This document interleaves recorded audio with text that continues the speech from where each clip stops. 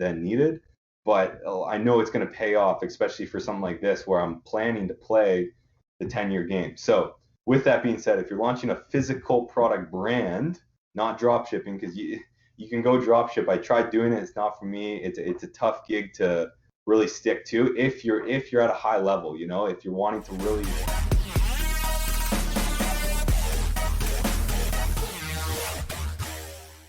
All right, Cameron, welcome back on the show. We've been talking here and there and catching up, but it's been good to have you on again and catch up.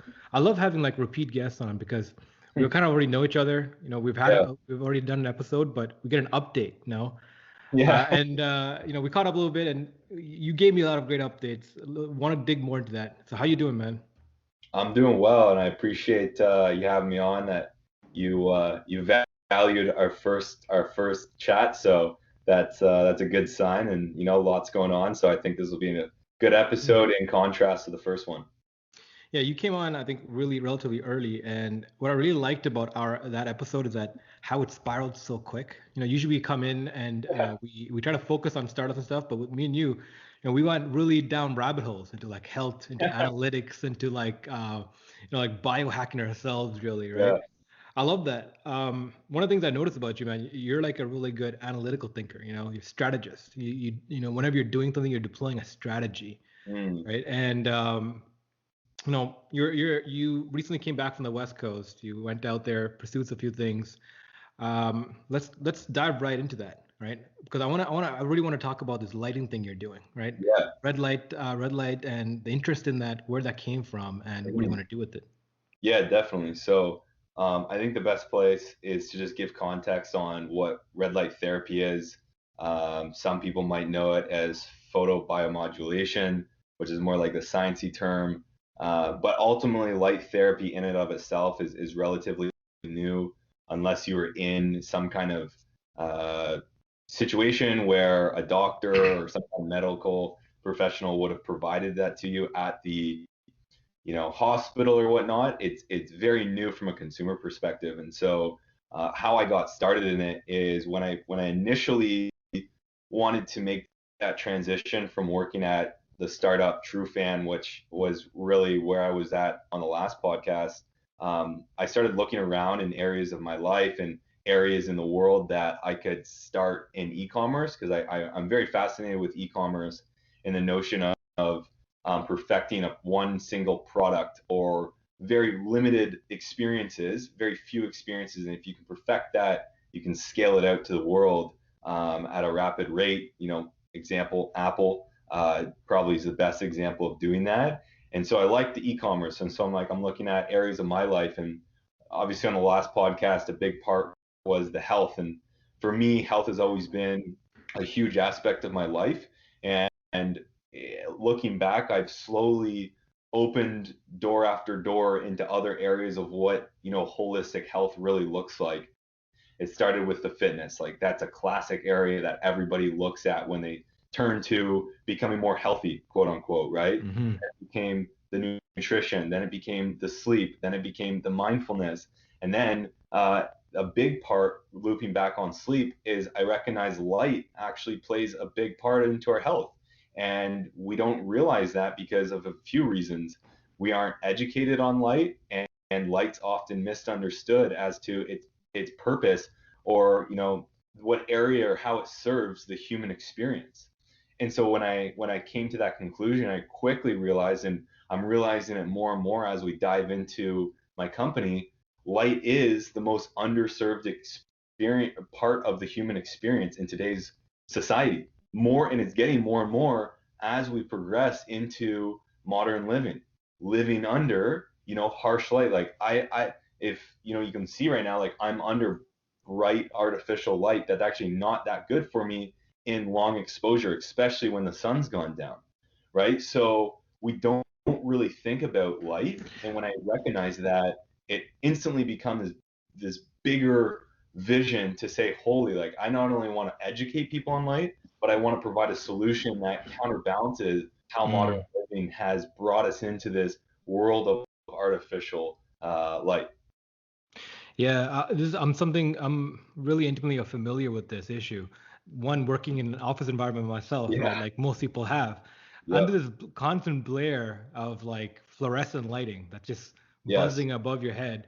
And now a lot of places LED lighting. It's very direct, right? Yeah. And you have to deal with it.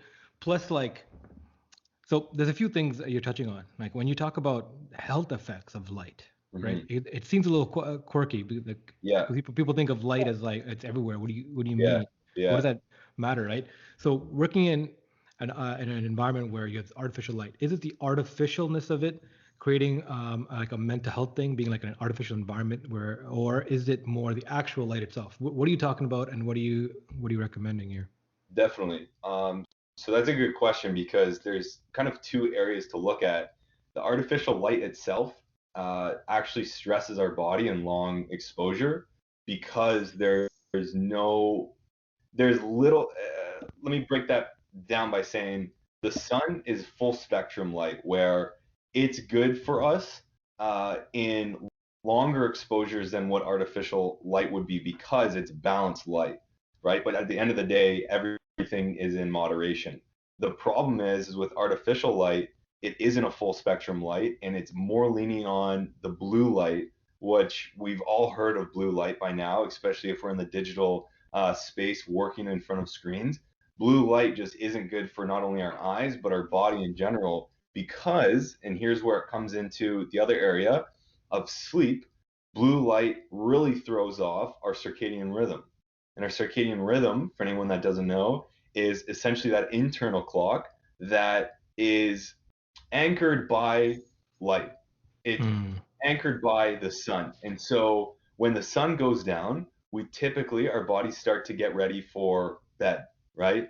But if our bodies don't know if the sun's up or if the sun's down, aka we're being showered by artificial light, then it gets thrown off. Hence, when we go to bed, especially I know all entrepreneurs can relate to this, their mind's racing and their Yep. body feels wide awake, right? And the reason is we're staring in front of blue light screens, devices. We're being showered by blue light all day, and we're not being cognizant of the kind of light our body and our eyes are consuming at certain kinds of the day. Yeah. So blue light's good in certain times of the day in certain portions, but ultimately there needs to be a balance of that light. And if it's not in sync with the sun, it's wrong. Yeah, I mean that's the main thing that people don't understand. Like when we talking about blue light, what we're saying is that our screens or even the light producing diodes from LED light, right? Yeah. Like it's pre-selecting different like certain wavelengths of light now, right? Yes.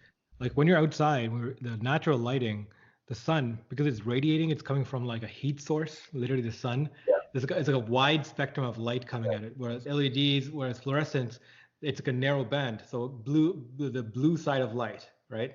Which it's crazy to think that our brains are receptive to the different color temperatures of light, and it's tuned to it. Yeah. But like, let's talk a little about that. Like, how do you understand? Like, can you go into detail about like the actual biology of it? Like, how does it affect us? How does it affect our sleep? Is it resetting our minds to think that's daylight when it's not? Yeah, essentially, because what's going on is blue light. So wavelengths in general, the way the visible, well, not really the visible, the entire light spectrum works off of radiation in the form Mm. of wavelengths. So you hear like a blue wavelength, right? And the key components to understand is on the blue light side, going into um, I believe it's gamma rays, and it gets really short. The wavelengths become extremely short, and when they're short, they can't penetrate into our skin as deeply as when you get into the longer wavelengths, such as red and near infrared, which that ties into my product. So what goes on is the shorter the wavelengths, the shallower it can penetrate to our skin. When it's shorter and it's shallow penetration, it's ultimately not getting into the brain and not picking up the right signals. And so what it's doing is it's stressing the body. It's giving too much energy in the wrong areas of the body and ultimately signaling almost like a threat in a sense, because it's keeping the stressor, which is cortisol, that hormone spiking by Mm. delivering it to our skin, our eyes, but not allowing it to go fully through at a good amount into deeper our bodies where the other areas of the light is doing. Because on the other end of the spectrum with red and near infrared, it can penetrate deeper in through our skin, into our bones, into our muscle, and ultimately into our organs, which allows it to work more nicely, I guess, is the simplest way to put it. And it gives the right amount of energy at the right amount of time. Whereas on the opposite side with blue light, it simply can't because of the structure of it. It just can't pass through our skin, and it's giving too much energy, hence creating a stressor rather than what would be the sunset, where it's actually unwinding or giving a calming sensation. Yeah. Yeah. I mean, it's definitely interesting how intricate our bodies are tied to our environment, right? Crazy, crazy. And Yeah. the other crazy thing is this is how the human body has evolved or has become what it is over the thousands and thousands of years that we've lived. And to think that we can bypass how our bodies are and how attached they are to the sun, because they weren't going inside and going, like our ancestors weren't going inside and going under these harsh artificial lights. So to think that it's now okay for the past what? How long have we had artificial light for? Right? Mm. For the past maybe 60 years, 70 years. And think out of the 70 years, we all of a sudden our bodies could adapt. That's like 2 generations max that our bodies are nowhere near close to adapted to it. So although it's our bodies are able to pick up this light and be able to receive it and take energy from it, it's also crazy to think about how rapidly our society has shifted into such an opposite environment to what our ancestors and what our actual bodies know and thrive on. Like, let's talk about that because I think, like, most of our ancestors didn't have to, right? Like, for so much of our human history, we were outside. Like, 100. we were so intimately close to the outside. Yet, you know, I also think about like kings and queens who were the first to like get access to a palace and not doing anything, right? Being stuck indoors all the time. Yeah. If they've experienced this, like the idea of like European nobility, right? Mm. They call themselves blue veins because they were so pale skinned Yeah. from the not expressed to light that they have the blue veins stuck Yeah. out. And that was like a way of showing nobility, right? If you had the, if you were that pale, it just showed you were wealthy because you didn't have to go outside, right? I wonder if there's a historical context to this of understanding light and how it reflects to us, because in throughout humanity we have such a respect for the sun. It's part of like so many cultures, like traditions. You rise with the sun. You do some kind of prayer in the mornings to make you feel better. Like even now we internalize that to like waking up at the 5 a.m. club, Yeah. right? Right? Like so tuning ourselves to light. I think we've naturally understood that, but now we have kind of the capability to understand why, right? Mm. And I think now with that understanding, we can go back and digress into like how we can modernize, funny enough, our modern living, Yeah. right? Our standards, Yeah. right? Into like the way of how do we have it blended with nature, right? You see so much of people doing that, like having like water like water like fixtures in the house just to have water, that idea of water flowing around them, right? More plants and things around them, but now light, right? So you guys have an offering, this device that can stimulate red light, right? Correct. Yeah. Let's talk about that. Like you went from digital marketing to now launching like pretty much like a hardware Yeah. company, right? Yeah. How that developed? Like you experienced you. We're still in the process. And the one thing I would say is if for anyone looking to launch an not an e-commerce, but if you're launching a product-based business in 2021, it's most likely going to be e-commerce. So if you're launching a physical product, be prepared for a lot longer of a turnaround than anticipated if you're building a brand. And when I say that, I mean you can go hop on AliExpress, find a product, drop ship it tomorrow. But ultimately, what are you actually building? You're building a cash flow for yourself. You're not building anything serious from a brand standpoint, from, a customer experience standpoint, they're not going to have a good customer experience. So the one thing that I've always done is anytime I commit myself to something, I'm like, how can I do it the best possible? And a lot of the time that's created a lot more work for myself than needed. But I know it's going to pay off, especially for something like this where I'm planning to play the 10-year game. So with that being said, if you're launching a physical product brand, not drop shipping, because you can go drop ship. I tried doing it. It's not for me. It's a tough gig to really stick to if you're at a high level, if you're wanting to really create impact.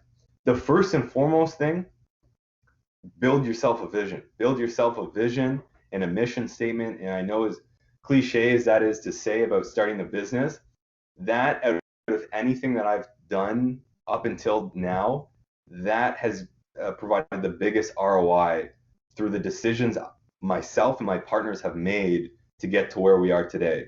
From the branding, from picking other people to work with us, from how the website's looking, to ultimately how we're thinking about rolling out marketing and what the marketing messages are going to be.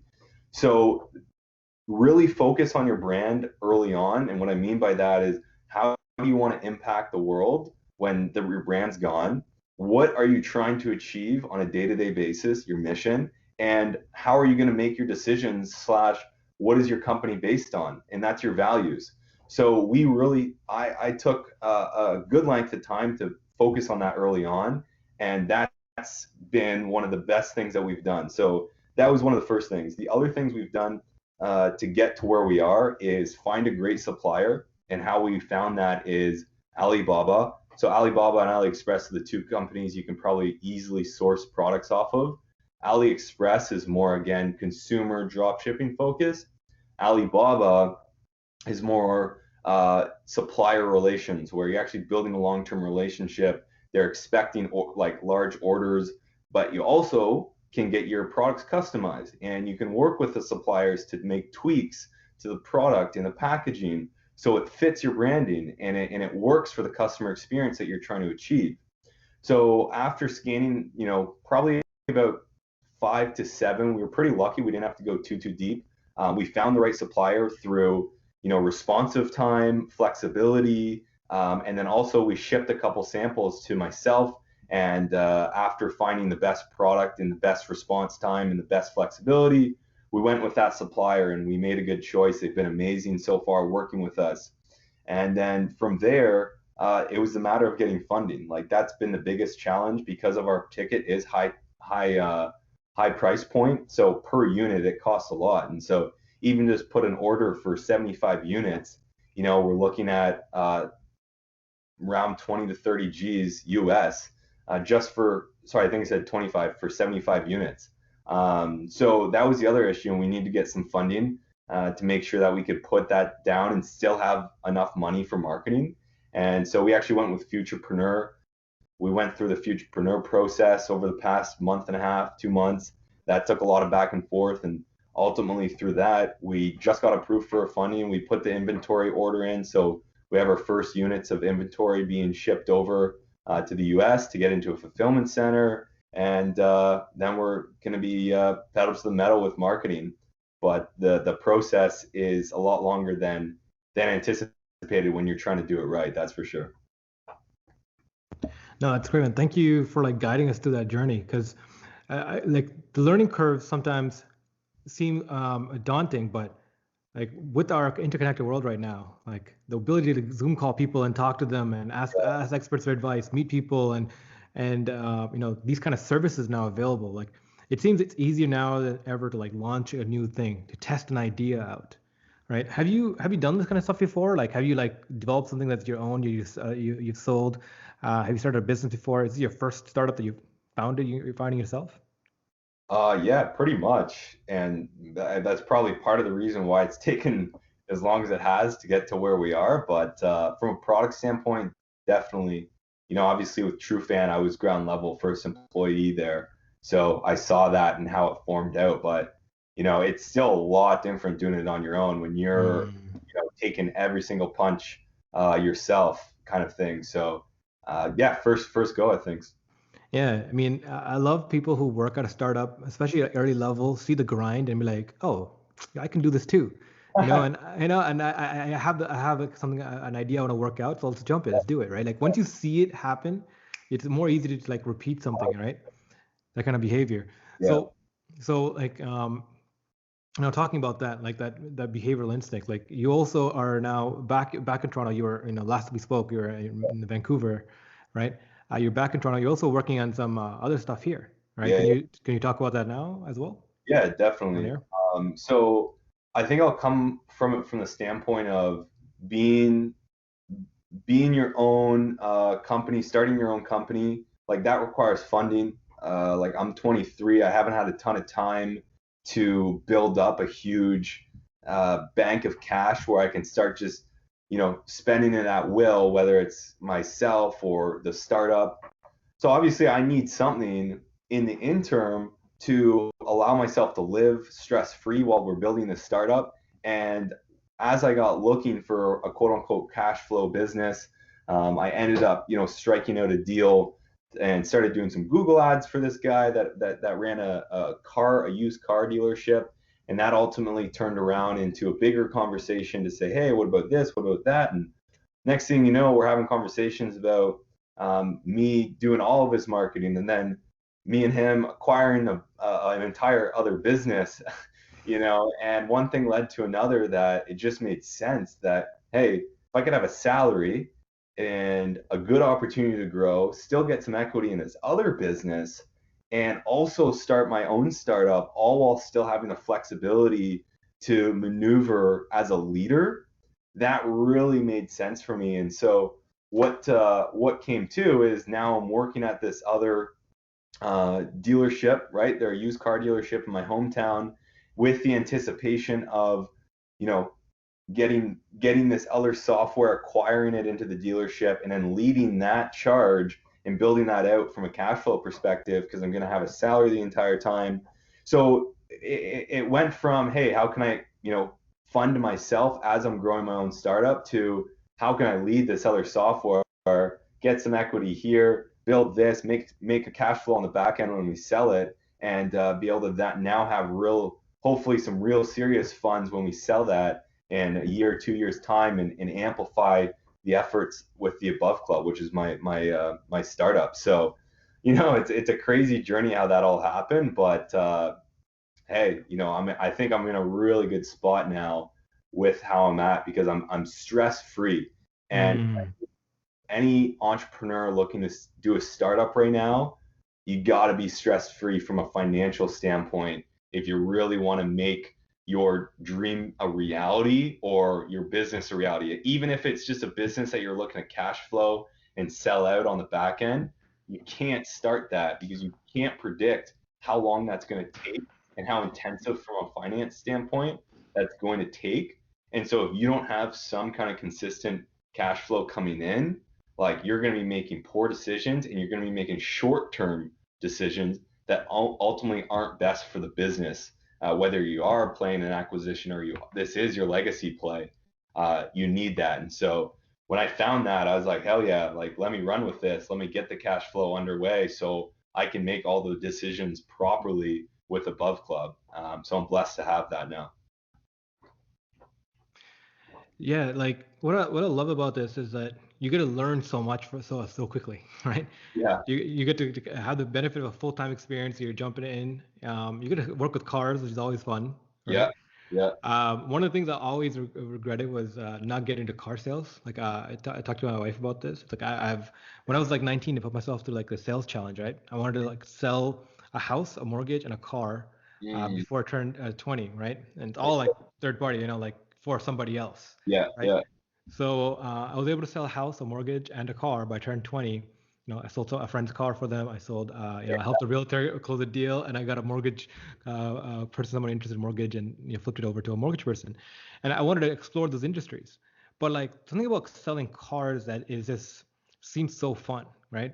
People mm, come into this dealership, they see like this experience of a car, and they yeah, want it, but that experience is changing now, right? yeah, Like a lot. like Tesla changed its model. Like they put Teslas into malls, put it right, Yeah, it made it a consumer product. That was kind of crazy. But now people aren't going to malls. People aren't going out. There's a whole virtual experience coming out. the former CTO of Tesla actually, he created like a multi-billion-dollar company now focused on this. It's called Technion. It's like how to sell cars virtually for Mm. from dealership, straight from the manufacturer, straight to consumer. Replicate the Tesla model, right? And I think there's a lot of like changes happening to a lot of legacy businesses and cars, like all the different verticals involved with cars are it's definitely experiencing that, right? Are you following this trends at all? What interest do you see? Oh, I like the one thing that we're trying to do with the dealership software is I don't know what was the name that you just mentioned of the CTO?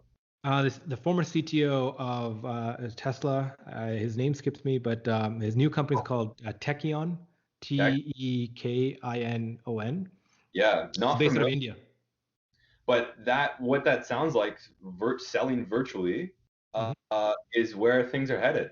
Yeah. Like that's where I see a huge gap in the market, and hopefully I'm not giving my competitive edge away here by saying this. Mhm. But in Canada, there's like little to no competition in the virtual selling space, and so you have Canada Drives, and that's pretty much it in the Mhm. virtual market. That you can go online, buy online, and get delivered. Like that model just doesn't exist anywhere. Even just buying online, having a payment gateway where you can make a purchase or a down payment on a car online does not exist in Canada. There's Carvana, there's CarMax in the States, but Canada is a huge market for cars. Like it's not like we don't drive here, right? So Mhm. uh, Canada Drives, I believe, is $100 million company already in like 5 or 6 years time. It's nuts, and Wow. because they're bang on the trend of dealerships with most industries, but dealerships specifically, they've always been human interaction. You come into the dealership, a salesperson greets you, you talk them through, you get the financing, you do the deal, and you drive off the lot. That's always how it's been done. Yeah. And the other thing with dealerships is they're resistant to change because that's what the salespeople need. They need the person to come in and they can't see it any other way. And so the biggest trend I see is pushing harder on allowing the consumer to take as much action as possible up to the point of making that purchase online now. There's a lot of dealerships that is like you see a car, you have to make a request, then you have to like wait for them to email you back, and then once you email them back, you go back and forth, and then you finally go into the dealership, and maybe that's not even the car that you want. But like the way Canada Drives does it is you can take every single action and actually purchase a car online now. So I just see like most industries, the evolution and COVID sped that up. The evolution of power to the consumer and personalization, where it now gives the consumer the ability to do as much as they want as possible in as short or as long as time as possible or as they want, all through a single website. Mhm.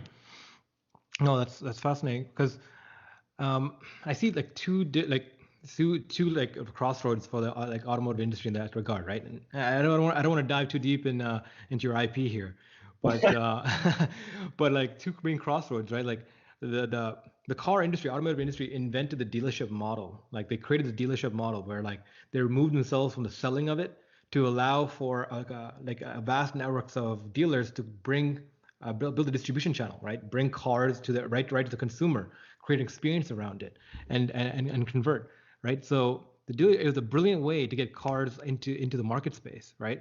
And now, like with online, with straight to buy, like there's a challenge to that, right? So there's two ways it can go. One is a platform model where like Techion is working on, so manufacturing straight to consumer, right? So the manufacturer puts their car up, people can see it in a 3D model, play around with it, and then purchase right from the consumer, like a consumer product that you go to Amazon, or is it more like a dealer model where it allows you to run a virtual dealership, right? Or like have your like you can have your how like to having like the overhead like an actual dealership and a physical location, like an actual like front end location. Yeah. You can turn into like a ghost kitchen, like instead of like like what like Uber or DoorDash has done to the restaurant industry. You no longer need to be forward facing to a consumer. You can make food, sell it virtually, and someone can deliver it, right? So you can have it in a warehouse, right? like in a more private model, so more people can set up their own private dealership, smaller networks, so niche categories or like exotic categories, right? They focus on a niche, but there's like a distributed, even a more grossly distributed net of more specialized dealers coming up, right? What do you see or what do you predict? Like, what do you think is the model here?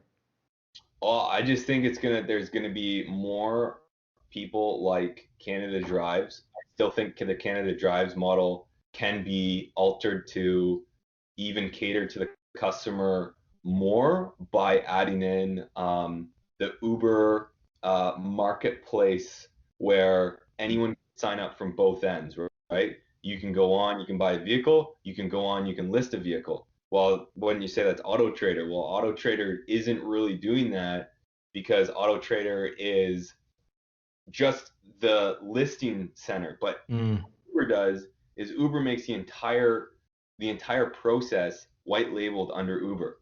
There's not like Cam's taxi services that you can go and hire under Uber. I'm just an mm, Uber driver, right? So mm, the thing with Canada Drives is they're not touching that, and then the thing with Auto Trader is they're also not touching that aspect where it's white labeled through and through.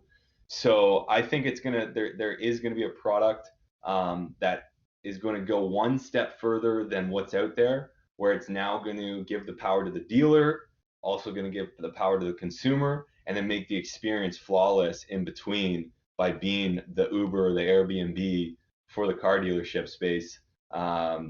Because that's how a lot of industries have been disrupted. Who's to say that the dealership space can't be disrupted like that?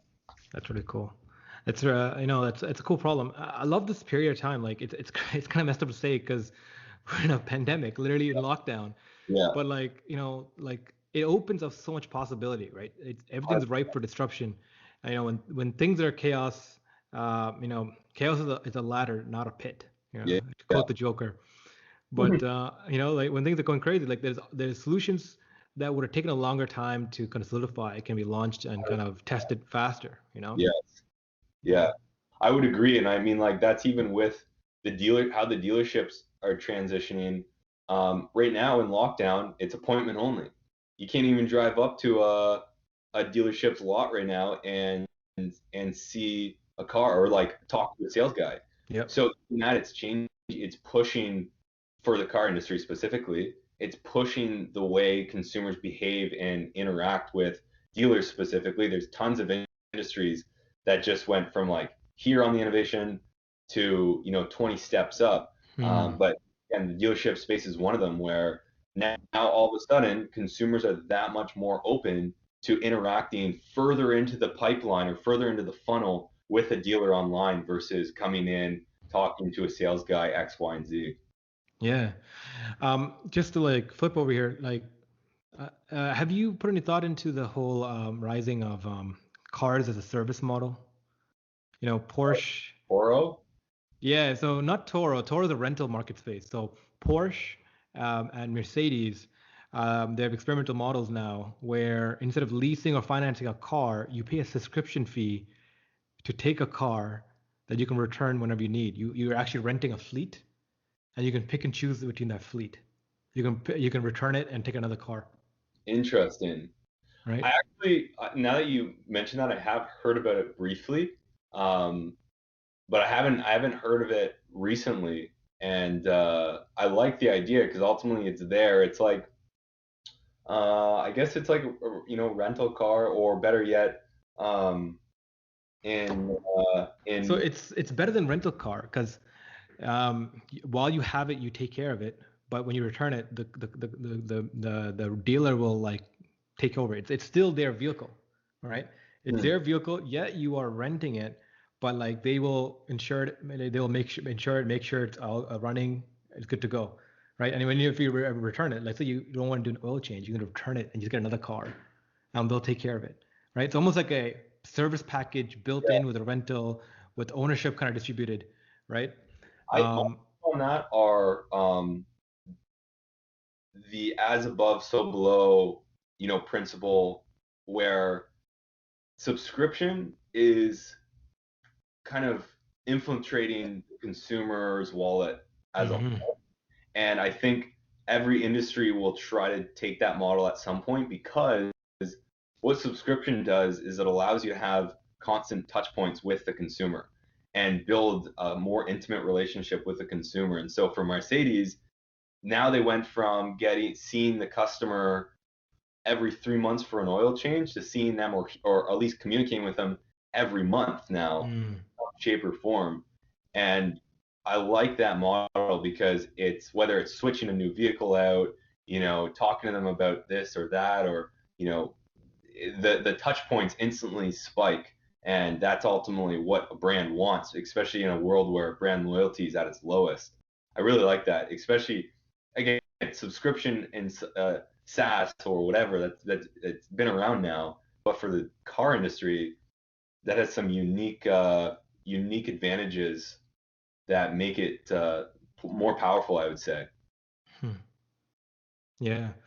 And I think like that's interesting, right? This idea of decoupling ourselves with assets, or especially with the depreciating assets. Like Yeah.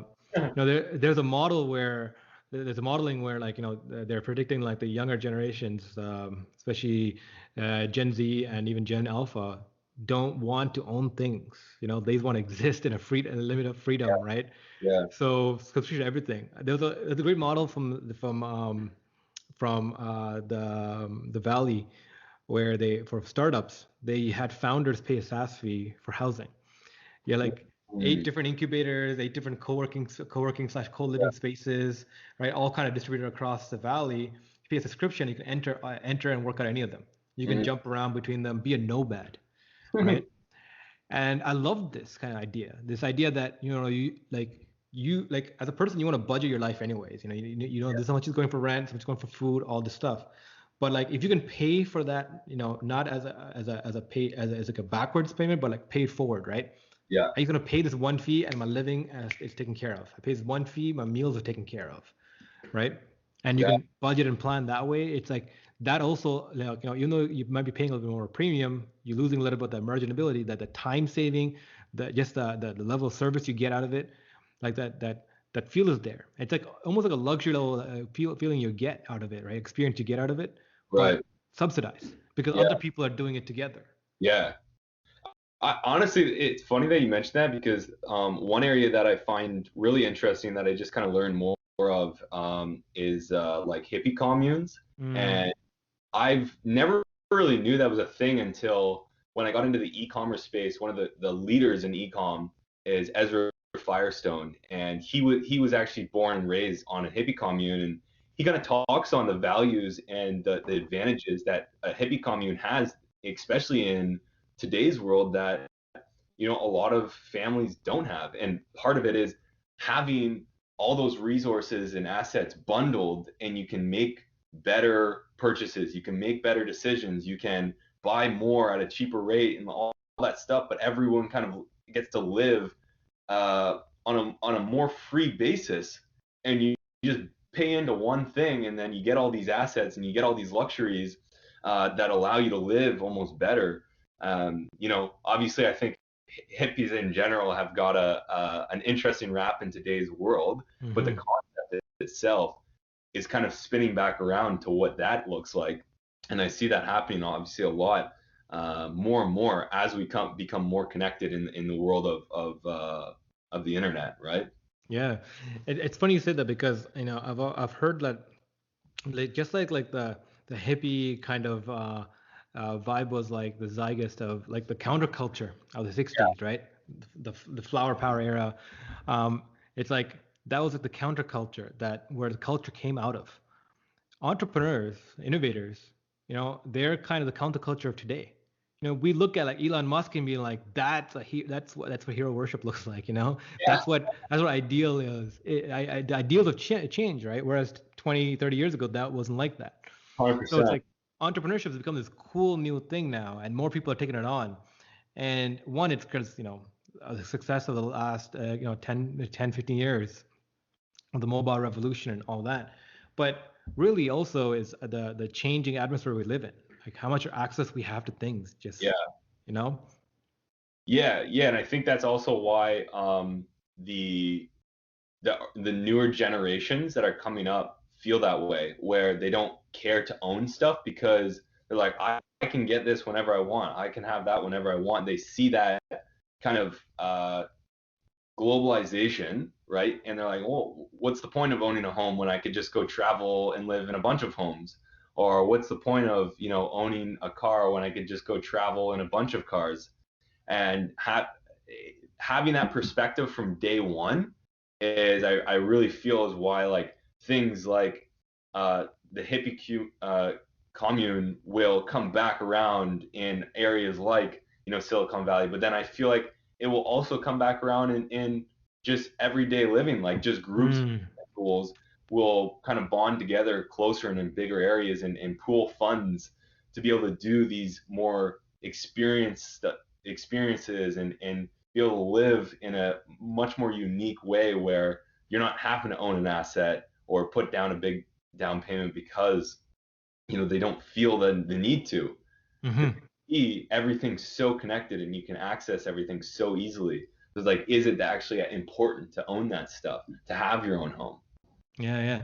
Like I was talking to the previous guest before I talked to before you is Mayu, and he runs like a robotics academy. Right? He teaches kids how to build robots and runs things. And we're talking about the future of learning and the future of living, right? And the needs to be. Like what we were talking about, the Hippie Commune. Like imagine that, but with data and analytics built in. Yeah, that's it. Right? Like a self-run community where everyone kind of puts in their weight and it runs together. Like imagine like a campus, like the Apple campus, the Google campus, but like you're living and working together on a company, right? But like in a distributed environment and with shared resources, and you're sharing with other people, right? So what are the future of like, those urban parks, or like those what is it, industrial parks? Yeah. All right, those commercial districts. What do they look like, right? How do we create those kind of like those kind of districts for the innovator class, right? I honestly, like, I see that happening in small kind of versions, but also like big versions, like you were just mentioning. What is the new industrial park? Because I even myself have had, the thought of, once I've been able to build and sell a company, and really establish myself as a leader and business, I want to be able to actually like buy houses and fill them with entrepreneurs, and let them live together and incubate ideas, incubate perspective, motivation, and I think that will be something that entrepreneurs will flock to. Yeah. And are continue, because a big part of it is, we want to be around the people that are like us, and it's more and more okay to have these more unique livings. They'll be very normal here soon. Living situations where it's not traditional. You live with your family, then you go live with a partner, and then you go off into the sunset kind of thing. It's like there's these new age ways of living your entire life. It's not traditional anymore, and the possibilities are multiplying, I think, like year over year at a pretty rapid pace. Things like turning an entire company workforce into a living facility as well is not far down the line. Yeah. Like that's really interesting, right? Like how do we modernize that? I was talking to like a guest before this about how like complexity has been thrown into our lives unnecessarily, like how that's changed us, right? Like look at it, like the previously, like how when we used to work, we used to have to like drive like an hour, 2 hours a day in the city, right? Just to get to and from work, or commute from work, like that lost time aspect, right? Like looking into like how people during the pandemic has moved out more into like smaller communities. Like, further away from the city, where they're like, oh, I have the internet, I can just do everything from here, from wherever, right? Like, I feel like we're becoming more regressed society-wise, because we no longer need cities as much as long as we have internet, right? As long as we're interconnected, we can be ethereal, we can be nomadic. Yeah. Right. And it's like an older way of living kind of comes, like the idea of digital nomads, right? Naval Ravikant, who I quote all the time in this podcast, right? The co-founder of AngelList. Yeah. He talks about how internet is regressing us to more like hunter-gatherers, where each Yeah. person talks about like what they can hunt and kill, like, what contract can I get, what hustle can I do, what income streams can I build, what assets can I get, right? Like, how can I build a system? But each person thinking individually, rather than like, oh, let me follow this 30-year career path as a company, start at entry level and work my way up, right? We need to join the government, get a government safe job. Like, rather than that, like, the market is favoring people who are more independent, nomadic, and figuring things out independently themselves. But like, the play always has been into leadership, right? Like, how do we bring people together again in novel ways to fight different problems, right? And I think we're becoming more tribal in nature, where instead of forming companies around a problem, being like, oh, we're going to solve this, we're like, oh, we all kind of believe what we believe. Why don't we all work together as like a tribe to like, do things together? 100%. I really like that, all that what you just said, and I've been thinking about that too recently, in the sense of we're now going back on that scale, and not, I wouldn't say scale, because that means we're going like down, but we're just kind of now looping back, almost like a boomerang, where it went from, everybody cluster in to where everybody is, to everyone do their own thing, independently, but still be very connected. Mhm. And I see that, and I personally love that, because that, for me, again, going back to the health standpoint, it allows you to be in your own environment, optimize for yourself, for whatever work environment you thrive in. Have the space, have the greenery, be able to go back into more rural areas where there's actually, green grass, and Mhm. everywhere you're walking isn't concrete. So from a health standpoint, I love it. From a standpoint of independence, I love being able to do that, because long term, it's going to provide, uh, humans, like the human society, or the collective humans as a whole, with better problem solvers, and be able to level up our ultimately awareness and consciousness of life, because it's now taking people from, I need to just go to my job, do what I'm told and leave, where that was a very mind-numbing experience for a lot of people over those years of the industrial era, to now, how can I solve my own problems? And you're going to have people like an Elon Musk or like a Bill Gates, where they see 20, 30, 40,000 years into the future, because all of a sudden their problem solving brain clicked on, Hmm. they're doing their own little thing here, and all of a sudden they're just going to run with it, and I think this is incubating a lot more of those individuals, because everyone has the genius inside of them, but right now society doesn't favor those people. But slowly, more and more people become the entrepreneur, become the independent person, the hunter and gatherer, like Naval mentioned. That's going to ultimately trigger that genius in a lot of people. I don't think it's there yet. Gary Vee obviously really sparked that do what you love kind of thing with his book Crushing It.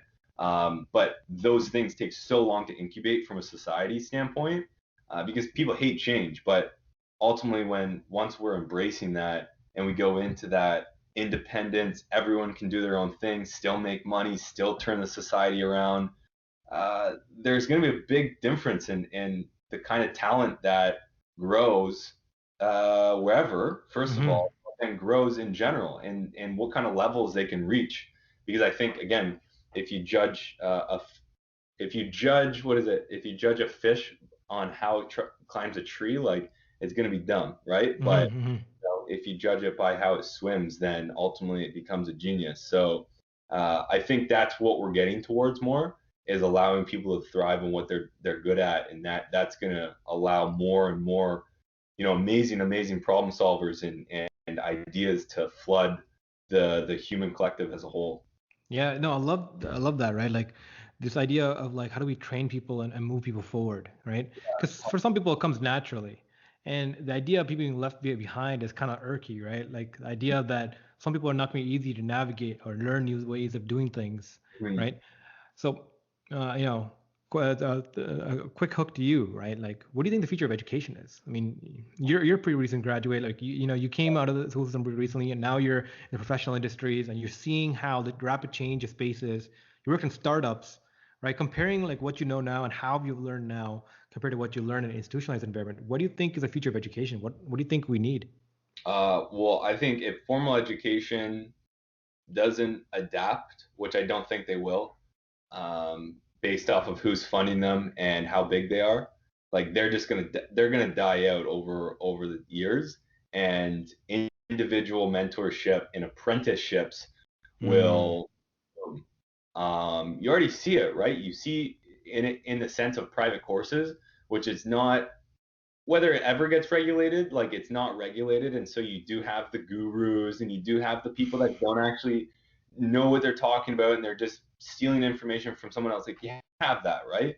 But the Mhm. core concept of private education and personalized education is huge. And I think like I'm a huge advocate on that because it allows you to pick and choose what skill sets and what individuals you follow and learn by. And the way I've now position myself, I'm never gonna learn from someone that hasn't done what I'm trying to do or is doing what I'm trying to do, and no one should. But you're in formal education. You have these teachers that learn marketing from an institution and then go and teach marketing at an institution, and it's this tunnel that gets built where if you learn marketing from a marketer, you're going to learn how to market, right? And if you learn Mm. marketing from a 1% marketer that manages $1 billion ad spend across the world, you're going to learn how to manage $1 billion in ad spend across the world. So it's about getting into these more like smaller pods and getting close to those mentors and building more mentor apprenticeship relationship where I think that kind of got suppressed and pushed into the trades. But the trades, you see how clear cut of a path that is to becoming like a master at your craft. Why? Because the system is go, you become an apprentice of a master electrician, you learn from them, and then you become a master electrician. It's pretty simple. But Mm. years, I think, that money got involved and we're like, how can we blow this thing up? And all of a sudden, and now coming back to our point before, the independence play, the decentralization play is going to bring that back to saying, hey, if I'm trying to become a marketer, I'm going to go learn from a marketer, and that's it. I'm not going to be learning, you know, university English and do my stats while I'm at it and have to learn, liberal arts just to learn marketing. Like that's bullshit in my opinion. And Mhm. it should be narrowed down to if I'm trying to learn marketing, I'm going to go learn marketing. I'm going to learn from the best, and here's the people that do it, and they're going to take me under my wing or their wing. I'm going to be their apprentice, and in 3 years' time, I'm going to be just as good as them, and a faster period of time because they've taught me and they've Mm. taught mistakes from me. Where people are still going to formal education, taking 4 or 5 years, then going into a company, figuring it out on their own still, and then finally after 10 years, they've just begun to understand what really works and what doesn't work. It's truly is broken the way it is, in my opinion. And the mentor and apprenticeship relationship is hands down where it will be in the coming years. Yeah. No, I love that, and I love the fact you brought up mentorship and entrepreneur and apprenticeship. I 100% believe in that as well.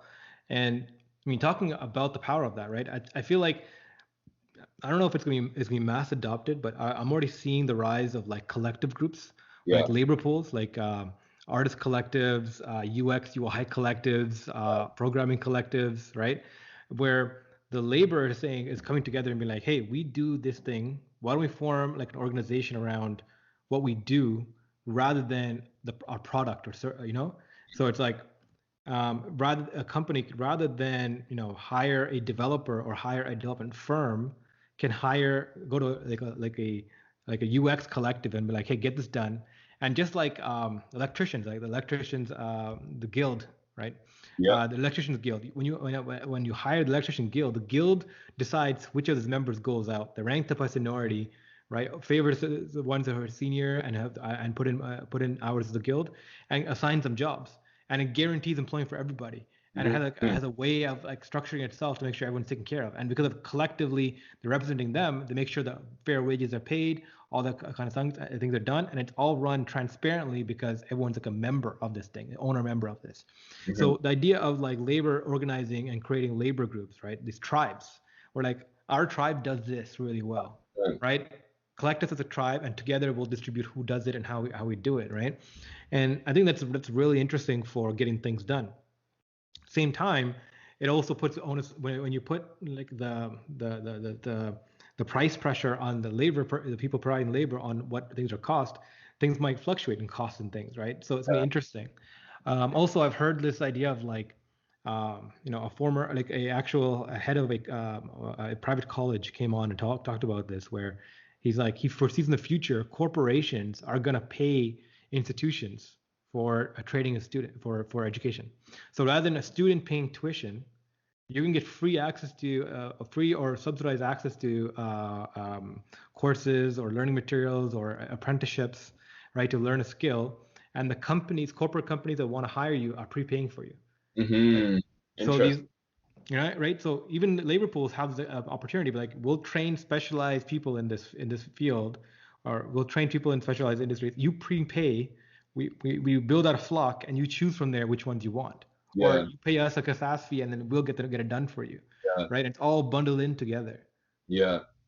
Yeah. I think that's, I mean, like I like that notion of it because ultimately you're not hiring somebody, or it forces you, which corporations should be to really become great companies, is hiring based off of their attitudes and Mm, going to the EQ versus IQ. Because when you come out of university, you have the diploma, you have the piece of paper.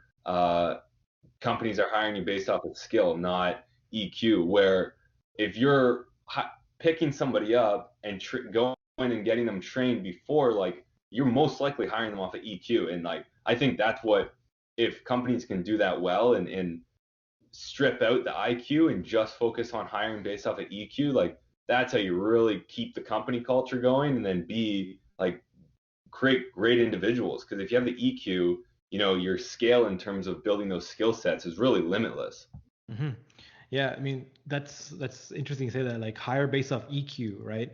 Mm-hmm. It's like choose companies because of culture, not because of brand.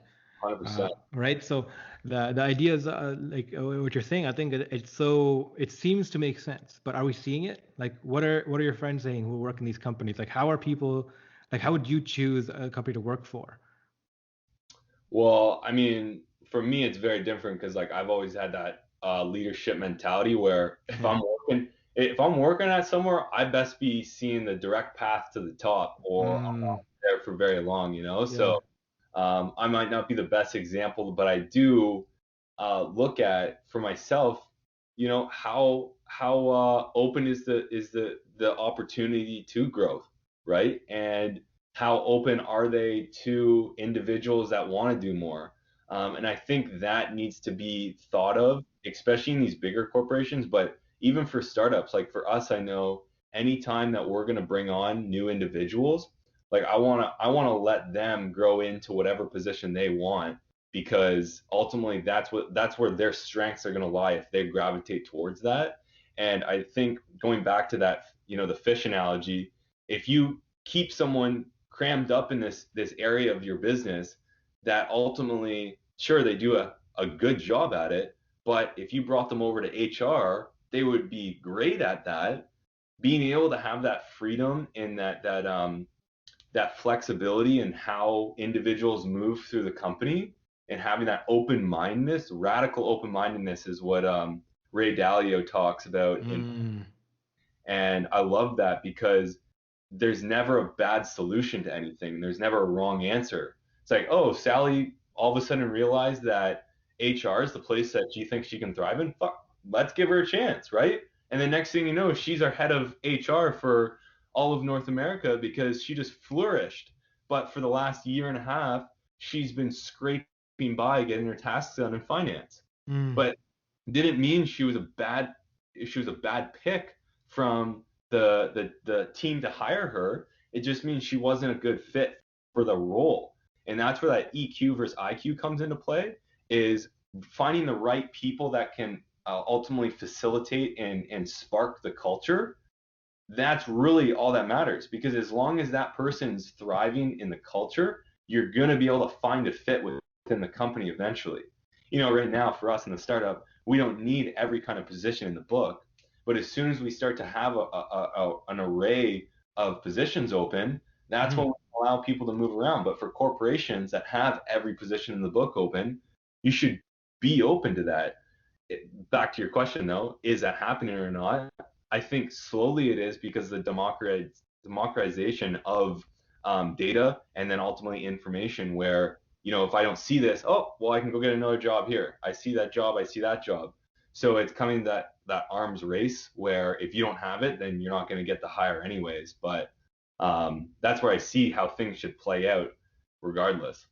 Mm-hmm. Coming back from Vancouver, like Vancouver has a serious homeless problem, right? We do here as well, but they're experiencing it at a very different scale. Do you get to see that at all? Do you get to experience that? Do you get to walk around? I mean, I lived in Vancouver for 9 years, or sorry, 9 months, and when I was there, I definitely experienced it. Yeah. Yeah. Like, what does that look like? Like with COVID, like one of the things that Scott Galloway said recently on his recent podcast, he was talking about how we're living in a, like, talking about EQ in a period where we are living in a bubble of empathy, right? We're all in our homes. We're not going out. We're not going to work to, like, or experiencing public transport, seeing other people outside of our bubble, right? Yeah, maybe even like with Zoom calls, maybe with calls or working, you interact with some people, your coworkers, but you're in a bubble, Mm-hmm. right? So there's less people who are doing well or doing okay are not seeing the people who are not doing okay, Right. right? So the bubble of empathy where we're not transacting. Like if we're not seeing the people experiencing pain, we're removed from it, right? So we talked about some positive about COVID, but that's a social negative, right? Yeah. This lack of empathy, right? On the previous episode, in a previous episode, I talked about how, like, this idea of, like, history doesn't repeat itself; it rhymes, Mm. right? So Interesting. looking back at history, you can see patterns that we mimic, and an economic theory that, if you want to see the culture conditions right now, look back to how people were 100 years ago. Right. 100 years ago, you see a different generation, because people living in good times, right, create strong times Mm. that create weak people. Sorry, strong people create good times that create weak people that create weak times, right? And we're living in a period where, like, of that Ray Dalio boom and bust bubble, right? The curve, right? We're experiencing like a what's being called the Great Dispersion, where we're not losing wealth. It's not like the depression or like the Great Recession, but wealth is transferring so Yeah. quickly and so fast that some people are getting it, but a lot are not, right? Yeah. And it's a crazy stat I learned from the Great Depression era, right? Is that um, we focus on the one third of people that went homeless, that suffered, that lost a lot, because during that time, people who there's a lot of social stratification. People who lost heavily, but Mm. 1/3 of people actually stayed okay, right? Mm. Like they had their houses, their jobs remained, they didn't do well, they didn't get to grow, but they scraped by. But 1/3 of people really did well. The Great Depression created more millionaires in America than any other period in its history, Yeah. because a period of great change looks for, for people who can find the opportunity, right? Again, great dispersion, right? People who are going to suffer are going to suffer extremely. Some people are going to stay just afloat, but the people who can do well have a potential to make great upswings, Yeah. Elon and Jeff Bezos being primary movers of that, Crazy. right? So I think that's going to be interesting. Like, Yeah, so. I mean, like, I know we're past an hour here, Mm, but that what that speaks to me is where Bitcoin comes in and cryptocurrencies come in, mm, is coming back to giving back the power to people, and ultimately giving opportunities back to who want it, and equaling the playing opportunity, because I see Bitcoin and the tech behind that. Well, I shouldn't say Bitcoin, I should say blockchain technology, is that's really what's powering all of this, bringing that back to an equilibrium and allowing people to, if they want, have, like, capitalize on opportunity. And individuals that might have not had opportunity will have opportunity now through the decentralization of currency, again, that's so up for debate on when that will happen or how quick that will happen, how it will happen. But what it's doing is it's disrupting where money is allocated. You know, you see governments with have full control over central banks, and then central banks have full control over individuals. And with decentralization, that's just not the case. Like no one person has the full grab on the currency at the point when it is mass adopted. And so Mm. when that comes the case, now all of a sudden you have individuals that can offer opportunity to anyone, and those individuals that previously couldn't offer the opportunity or didn't have the opportunity now will, because the monetary field is leveled, and ultimately the monetary field's where things get started to provide opportunity to give way. So yeah, I mean that's a whole other conversation in itself, but the blockchain technology is ripe for disrupting that kind of philosophy where, and it's never in our lifetime have we experienced that, where there was a decentralized way of Mm. providing currency back and forth peer to peer.